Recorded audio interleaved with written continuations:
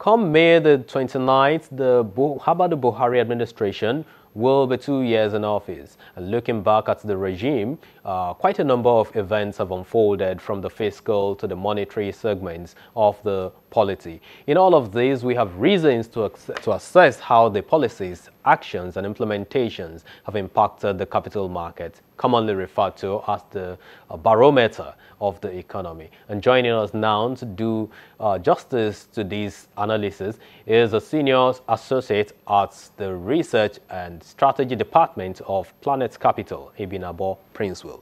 Thank you so much for making it through to the program this evening.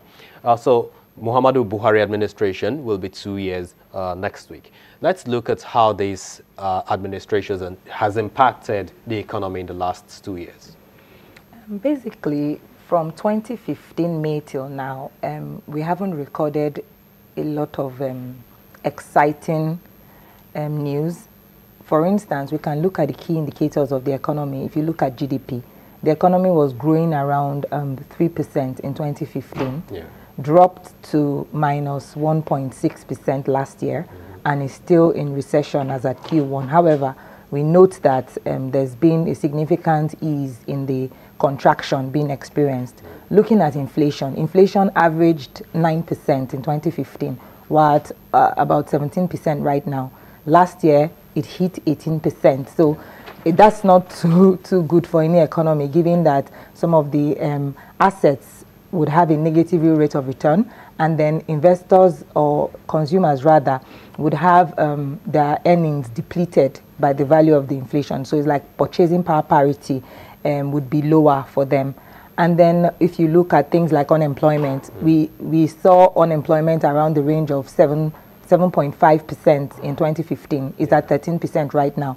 We all know what has been going on in the economy. A lot of companies are less profitable. So we saw involuntary unemployment from those people who were sacked by a lot of these companies struggling to keep their margins intact just so they can impress shareholders. So we saw like a lot of the banks, some other IOCs, they sacked a few of their workers. Yeah. Just so that their operating expenses can be brought down. Since sales had declined so much, they had to go after operating expenses to try to rationalize that one. And then some other...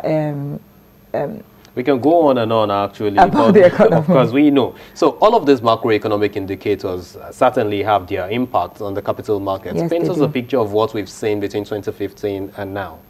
Okay, for the capital market, we've seen on the equity side, we've seen a decline, significant decline by about over 10%. In 2015, the market traded in the 34,000 range, and it's now around 29. It just crossed 29,000. For the market capitalization was in the neighborhood of 12 trillion in 2015. Yep. It's lost almost 2 trillion and is down to about 10.